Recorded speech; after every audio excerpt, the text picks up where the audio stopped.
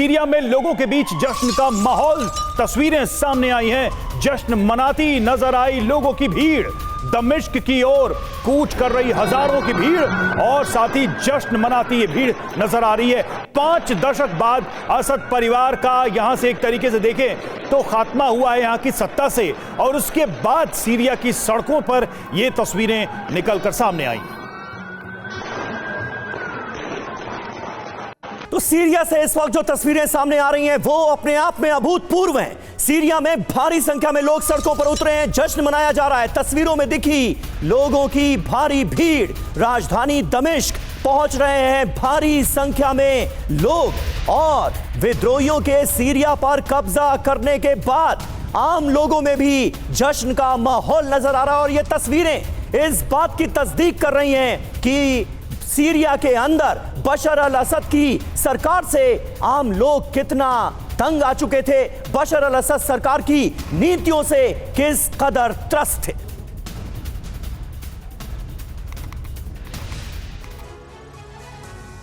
तो जिस तरह के हालात है सीरिया में, साफ पता चल रहा है कि एक तरफ तो सत्ता जो है 5 दशक की वो गई है, दूसरी तरफ लगातार लोग दमिश्क की तरफ मूव कर रहे हैं। वहीं सीरिया के अलग अलग हिस्सों में जो विद्रोही गुट हैं वो अपना नियंत्रण स्थापित कर रहे हैं। बड़े पैमाने पर उनका सर्च ऑपरेशन भी चल रहा है। तो पूर्व राष्ट्रपति बशर अल असद ने रूस में शरण ली है, यह भी बड़ी जानकारी सामने आ रही है। बशर अल असद रूस की राजधानी मॉस्को में मौजूद हैं। असद के मॉस्को में होने की तस्वीरें सामने आई हैं।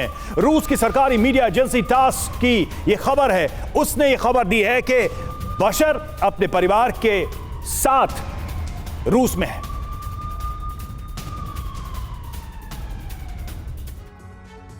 तो देखिए असद कहां हैं, उनका प्लेन अचानक रडार से गायब कैसे हो गया। कल इसे लेकर तमाम तरह की खबरें, अफवाहें फैलती रहीं, लेकिन अब यह साफ हो गया है कि बशर अल असद पहुंच गए हैं रूस की राजधानी मॉस्को।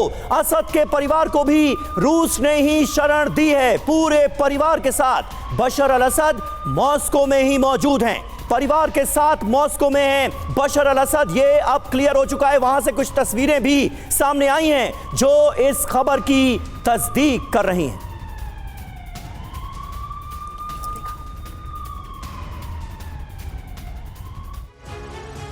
तो असद का नया ठिकाना है मॉस्को। जी हां, बड़ी जानकारी क्या है, दमिश्क से भागकर मॉस्को पहुंचे असद, पूरे परिवार के साथ मॉस्को में शरण ली है। असद के साथ पत्नी भी मौजूद है। दमिश्क पर कब्जे से पहले भागे थे असद। जी हां, अमेरिका इजराइल ने भी इस खबर पर मोहर लगाई है। पहले विमान के गायब होने की खबर आई थी, अचानक रडार से अदृश्य हो गया था उनका cargo plane, Russian cargo plane, जिससे उन्होंने अपना मुल्क छोड़ा। मॉस्को ही क्यों, अब यह सवाल उठता है। असद को पुतिन पर सबसे ज्यादा भरोसा है और असद के लिए इस वक्त अगर सबसे सुरक्षित देश कोई है तो वो है रूस। ईरान से भी सुरक्षित जगह इस वक्त उनके लिए रशिया है, मॉस्को है। विद्रोहियों के खिलाफ जंग में पुतिन का लंबा साथ भी हासिल हुआ है बशर अल असद को, और इसकी एक बड़ी वजह यह भी है। हमारे साथ इस वक्त तमाम खास मेहमानों का बहुत बड़ा पैनल मौजूद है TV9 भारतवर्ष के स्टूडियो में। उनसे आपका तारुफ करा दें। मेजर जनरल संजय सॉय साहब हमारे साथ मौजूद हैं, कमांडर राजीव सरदाना हमारे साथ जुड़ चुके हैं, इसके अलावा एयर मार्शल राजेश कुमार आज हमारे साथ मौजूद हैं, एम्बेसडर JK त्रिपाठी हमारे साथ मौजूद हैं, सुमित चौधरी और मनीष झा हमारे दो सहयोगी जो लगातार पल पल की अपडेट से आपको सीरिया की वाकिफ करा रहे हैं, वो भी हमारे साथ मौजूद हैं। मनीष, पहला सवाल आपसे, क्योंकि कल दिन भर यह सवाल ही बना रहा कि बशर अल असद गए तो गए कहां। उनका कार्गो प्लेन अचानक से रडार से गायब होता है और उसके बाद उनका कुछ पता नहीं था। कुछ लोग तो यह कहने लगे कि उनके विमान को शॉट डाउन कर दिया गया, लेकिन अब क्लियर हो चुका है कि वो रशिया में है, मॉस्को में है। वहां से इसकी कोई पुष्टि हुई है क्या? रूस बशर अल असद की मॉस्को में मौजूदगी को लेकर क्या कह रहा है? देखिए, सबसे बड़ी बात है कि पहले तो प्रेसिडेंट पुतिन या रूस ने असद को सत्ता में बनाए रखने के लिए जितनी हरसंभव मदद की जा सकती थी वो की।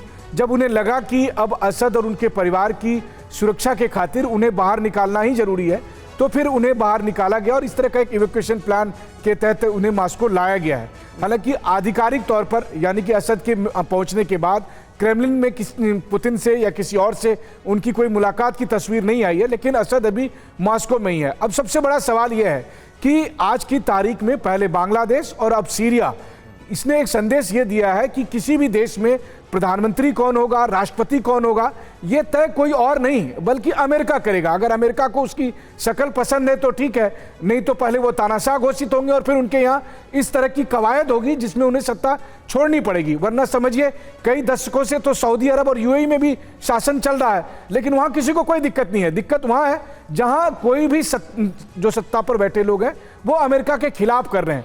और ऐसी स्थिति में पुतिन ने 2011 के बाद से ही प्रेसिडेंट असद की मदद की थी, और इस बार भी जब विद्रोहियों ने दमिश्क की ओर कूच किया तो कोशिश भी की, लेकिन जब रूस ने देखा कि अब संभव नहीं है असद को कुर्सी पर बनाए रखना, तो फिर असद को बचाने के लिए ये सारा कुछ किया गया।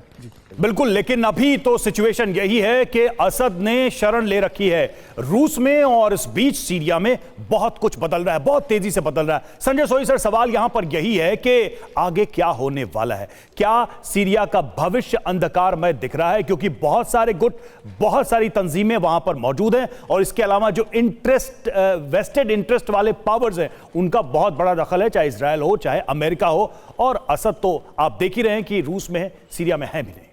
नहीं, बिल्कुल ये बात जग जाहिर है कि सीरिया में कोई एक ग्रुप ने एडवांस नहीं किया है। यहाँ पे एक तरफ चाहे वो HTS हो जो टर्की के द्वारा सपोर्टेड है, जो कर्डिश ग्रुप है, ISIS है, इसके अलावा सीरियन नेशनल आर्मी जो उनके ब्रेक अवे ग्रुप्स थे वो है, साथ साथ हिजबुल्लाह के ग्रुप्स हैं। ये सब देखते हुए अलग अलग किस्म के जो ग्रुप्स हैं आज वहाँ पर बटे हुए, तो क्या ये मिलकर एक इकट्ठे सरकार बना पाएंगे, या सीरिया में कई अलग अलग इकट्ठे इंटरेस्ट एरिया जहाँ जहाँ उनका कब्जा है वो सब अपने अपने इलाकों पर कब्जा करके बैठे रहेंगे? क्योंकि अभी भी हमने देखा है नदन इलाके में कर्डिश और टर्की का इलाका में काफ़ी जोर था, वहाँ पर कई जगह पर ISIS है। तो ये सब देखते हुए इस समय में क्या वहाँ के लोगों को राहत मिलेगी जो आज तक कहते कि बशर असद के राज्य में काफ़ी अत्याचार होते थे, गरीबी थी, ये सब मिलकर क्या एक प्रभावी सरकार चला पाएंगे, या वहाँ पर जो ग्लोबल इंटरेस्ट है उनके गेम चलेंगे, अमेरिका, रशिया, ईरान उनके, या मिडिल ईस्ट के अब सुन्नी बहुल पार्टी आगे आ गई है और बास पार्टी हट गई है, तो क्या सऊदी अरेबिया ये लोग इन्वॉल्व होंगे? प्रॉक्सीज के ऊपर क्या असर पड़ेगा? बहुत सी चीज़ें निकल के आ रही हैं इसमें कि हिजबुल्लाह की लड़ने की क्षमता कितना कम हो जाएगी, ईरान का प्रभाव इससे बहुत कम हो गया, रशिया का प्रभाव वहाँ कम हो गया।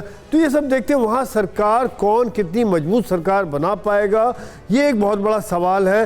क्योंकि अगर एक मजबूत सरकार नहीं बनती है तो आम आदमी की हालात पहले से बदतर ही हो जाएगी। रवि, बिल्कुल बिल्कुल, इसमें कहीं कोई शक नहीं है। और मजबूत सरकार क्या ही बनेगी सीरिया में, क्या उम्मीद की जाए? जो भी सरकार बनेगी वो अमेरिका के रहमो करम पर बनेगी, ये तो बिल्कुल साफ नजर आ रहा है।